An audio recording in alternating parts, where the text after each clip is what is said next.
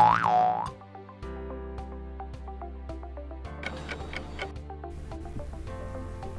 guys, assalamualaikum warahmatullahi wabarakatuh. Selamat datang di YouTube channel aku. Kenalin, aku Nadila Ramadhaniyati dari Prodi PGSD dengan NPM A1G022005.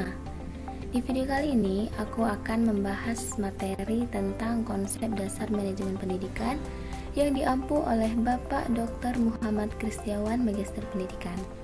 Oke, langsung saja kita ke materinya.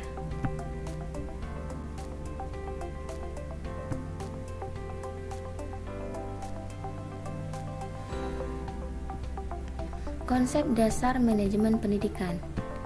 Nah, teman-teman, di video kali ini tuh ada 7 yang akan saya bahas. Yang pertama itu ada pengertian manajemen pendidikan, yang kedua ada unsur-unsur manajemen pendidikan, yang ketiga ada tujuan dan manfaat manajemen pendidikan, yang keempat ada pembagian manajemen pendidikan, lalu ada komposisi keterampilan manajemen, selanjutnya itu ada ruang lingkup manajemen pendidikan, dan yang terakhir itu ada prinsip-prinsip manajemen pendidikan. Oke, kita langsung ke pengertian manajemen pendidikan. Sebelum kita masuk ke pengertian dari manajemen pendidikan, nah teman-teman udah tahu belum apa itu pengertian dari manajemen dan apa itu pengertian dari pendidikan? Jadi, manajemen itu memiliki arti yang luas ya.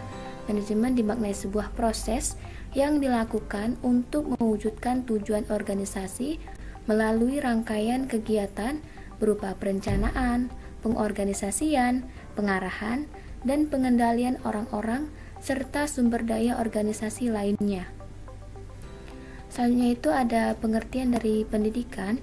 Jadi, pendidikan itu berasal dari kata Yunani, yaitu educare, yang berarti membawa keluar yang tersimpan untuk dituntut agar tumbuh dan berkembang. Jadi dapat kita simpulkan kalau pengertian dari manajemen pendidikan itu adalah suatu kegiatan atau rangkaian kegiatan yang berupa proses pengelolaan usaha kerjasama sekelompok manusia yang tergabung dalam organisasi pendidikan untuk mencapai tujuan pendidikan yang telah ditetapkan sebelumnya agar lebih efektif dan efisien. Oke, selanjutnya kita ke materi yang kedua, yaitu unsur-unsur manajemen pendidikan. Nah, di dalam manajemen pendidikan itu ada 7 unsur ya. Yang pertama itu ada manusia atau human, itu adalah yang berperan sebagai manpower dalam organisasi. Yang kedua itu ada material atau barang digunakan untuk proses produksi dalam suatu organisasi. Yang ketiga ada mesin. Mesin merupakan kebutuhan pokok dalam melancarkan suatu organisasi.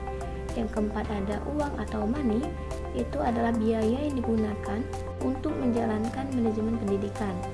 Yang kelima ada metode, digunakan sebagai aturan atau cara-cara tertentu karena berhasil tidaknya suatu pembelajaran bergantung kepada metodenya.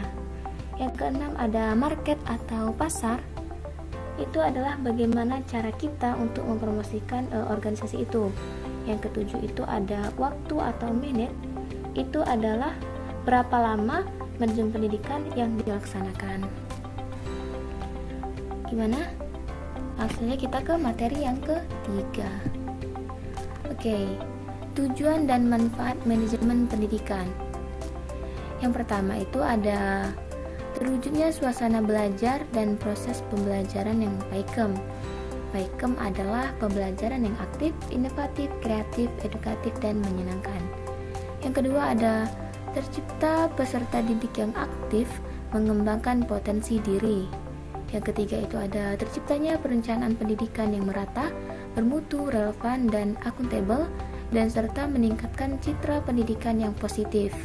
Yang keempat ada terpenuhnya 1 dari 4 kompetensi tenaga pendidikan dan kependidikan. Yang kelima yaitu tercapai tujuan pendidikan secara efektif dan efisien. Dan yang keenam itu terbekalinya tenaga kependidikan dengan teori proses dan tugas administrasi pendidikan. Dan yang terakhir itu ada teratasinya masalah mutu pendidikan. Lanjut, kita ke pembagian manajemen pendidikan. Berdasarkan tugasnya, pembagian manajemen pendidikan ini dibagi menjadi 3 ya teman-teman. Yang pertama itu ada manajemen puncak. Tugasnya yaitu mengembangkan rencana-rencana yang luas untuk lembaga dan mengambil keputusan-keputusan yang penting. Yang kedua itu ada manajemen menengah atau middle management. Tugasnya bertanggung jawab untuk mengembangkan rencana-rencana operasional yang lebih luas. Dan yang terakhir itu ada manajemen pelaksana. Tugasnya bertanggung jawab untuk melaksanakan rencana-rencana yang dibuat oleh para manajemen menengah. Oke, sampai sini paham? Kita lanjut ke komposisi keterampilan manajemen. Sama seperti pembagian tadi ya teman-teman, komposisi juga dibagi menjadi 3. Yang pertama itu ada keterampilan teknik, keterampilan manusiawi, dan keterampilan konseptual. Keterampilan teknik adalah kemampuan untuk menggunakan ide, kreativitas, dan pikiran dalam waktu yang sama. Nah, keterampilan teknik ini dibagi menjadi 2, yaitu ada keterampilan hard skill dan keterampilan soft skill. Yang kedua ada keterampilan manusiawi. Keterampilan manusiawi adalah kemampuan mengembangkan hubungan yang harmonis dengan semua anggota lembaga atau organisasi. Yang ketiga itu ada keterampilan konseptual. Keterampilan konseptual ini adalah kemampuan untuk memandang dan memahami suatu persoalan, suatu isu, atau organisasi secara keseluruhan. Baik, lanjut kita ke ruang lingkup manajemen. Ruang lingkup manajemen ini dibagi menjadi 8. Ada 8 maksudnya. Yang pertama itu ada manajemen kurikulum, manajemen personalia, manajemen peserta didik, manajemen sarana dan prasarana, dan manajemen keuangan atau pembiayaan, lalu manajemen administrasi, selanjutnya ada manajemen humas, dan yang terakhir ada manajemen layanan khusus. Oke, materi yang terakhir itu ada prinsip-prinsip manajemen pendidikan. Nah, di dalam prinsip-prinsip ini ada 2 tokoh yang mengemukakan. Yang pertama itu ada Douglas. Ia mengemukakan kalau prinsip-prinsip manajemen itu ada yang pertama, memprioritaskan tujuan di atas kepentingan pribadi dan mekanisme kerja. Lalu ada mengkoordinasikan wewenang dan tanggung jawab. Yang ketiga ada memberi tanggung jawab kepada personil sekolah sesuai sifat dan kemampuannya. Lalu yang keempat ada mengenal faktor-faktor manusia. Dan yang terakhir itu ada relativitas nilai A. Berbeda dengan Douglas, adapun tokoh yang mengemukakan prinsip-prinsip manajemen pendidikan yaitu Drucker. Ia mengemukakan kalau prinsip-prinsip manajemen pendidikan itu yang pertama, 1. Menentukan hasil akhir yang akan dicapai sekolah. Yang kedua yaitu menganalisis hasil berkaitan dengan tujuan sekolah. Yang ketiga itu berunding menetapkan sasaran yang dibutuhkan. Yang keempat ada menentukan kegiatan yang tepat sesuai sasaran. Yang kelima ada menyusun tugas-tugas, lalu menentukan batas-batas pekerjaan dan jenis pengarahan yang digunakan oleh atasan. Dan yang terakhir itu ada monitoring dan membuat laporan. Oke teman-teman, itulah tadi sedikit materi dari saya mengenai konsep dasar manajemen pendidikan.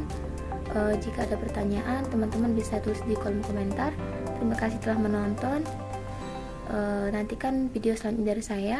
Saya akhiri. Wassalamualaikum warahmatullahi wabarakatuh.